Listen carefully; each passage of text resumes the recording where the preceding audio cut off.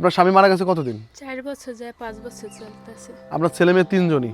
না, ওরা 3 ভাই এক বোন। 3 ভাই 1 বোন, মানে সবাই ছোট ছোট, হ্যাঁ। আনমেচিউরড। হ্যাঁ। মানে এরা, তাই তো? আচ্ছা আচ্ছা, আসো মাঝে আসো, সমস্যা নেই। আপনার ইনকাম সোর্সটা কি? কিভাবে সংসার চলে, কিভাবে ছেলে মানুষ করতেছেন? আবার এই যে কি সুন্দর একটা মেয়ে, ফুটফুটে মেয়ে, তা কিভাবে চলছে আপনার সংসারটা একটু যদি সংক্ষেপে আমাদের বলতেন। আমি ওই যে দেবর বাসুররা আছে, আশেপাশে মানুষজন আছে, একটু কইরা ঠইরা দেই, কাজ কর্ম কম বেশি কিছু দেয়, হাঁস পালি, মুরগা পালি, ওইয়া দিয়ে কোনো রকম আর কি চলি। আর এই ছেলের মাদ্রাসায় দিয়া দিছে, করতে আছে বোর্ডিংয়ে খায়া এতিমখানায়। এতিমখানায়?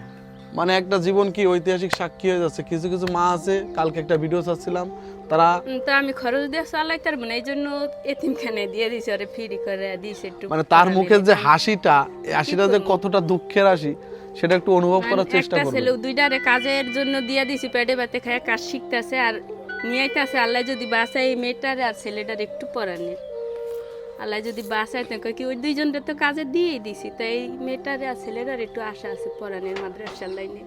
তার এই কষ্টের মধ্যে দিয়েও 4 বছর স্বামী চলে গেছে, রলাকু করে জীবন যাপন করছে, মুরগি পালন করে, এই যে খাঁচা খুঁজে দেখছে। ছেলে এই যে মাদ্রাসায় 1-1.5 মাস পর ছুটিতে বাসায় আইসে, অনকে আম্মু আমার একটা বল কিনা দাও, খেলবো ওই জায়গায়, বিকালবেলা টাইম দেয়, হাঁস মুরগা দিয়ে একটা ডিম পারে, ওটি বেশি বুঝি কোনো রকম চলি, আবার আচ্ছা, একজনে জালের এবার কাজ করি। আর ছেলেমেয়েরা তো আর ওগুলো নিয়ে বোঝে না, কি যাই হোক, করবো?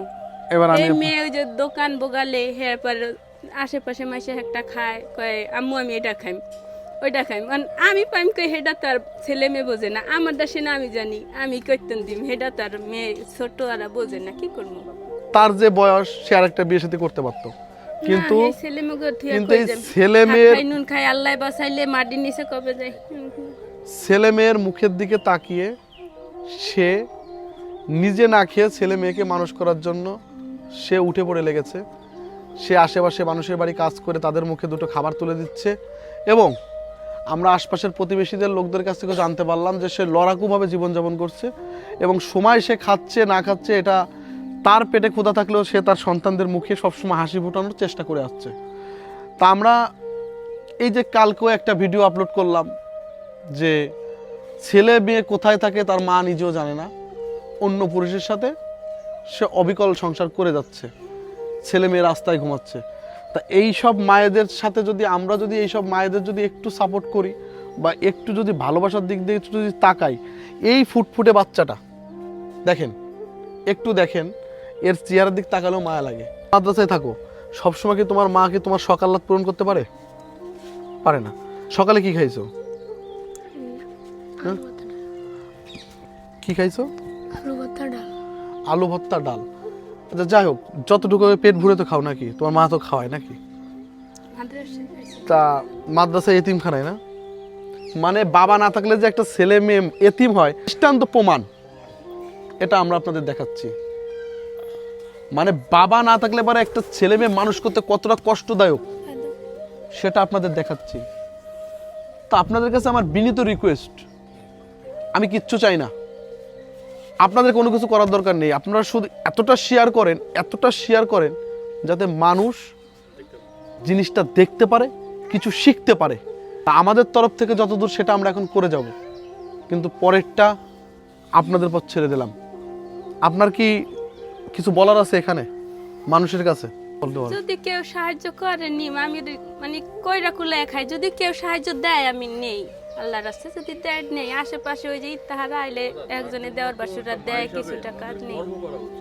মা কাকে বলে, কত বড় কারো কি কি তারা দেখলে শেখা যায়। এত দুঃখের মধ্যে তার মুখে যে হাসিটা, এই হাসিটাই একটা। কম খাইছি আলহামদুলিল্লাহ, কি ওই টাকা নেওয়া লাগে নাই, ওখান তো স্বামী মারা গেছে, ওখান বাধ্যত ওকে ওই সাহায্য করলে সেই জিনিসটা আমার নেওয়া লাগে, পোলাপেনের মুখের নিচে কি করবো?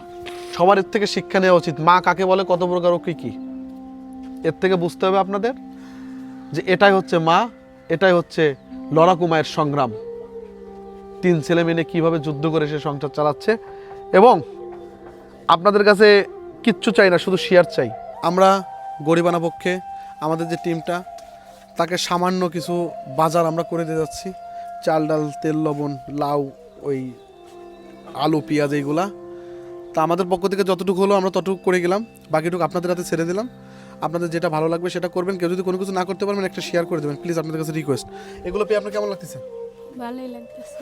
হ্যাঁ ভালোই লাগতেছে। তাহলে আপনার কাছে আমাদের কোনো কিছু চাওয়া নাই, শুধু একটু দোয়া হ্যাঁ, দোয়া করবেন। দোয়া করবেন।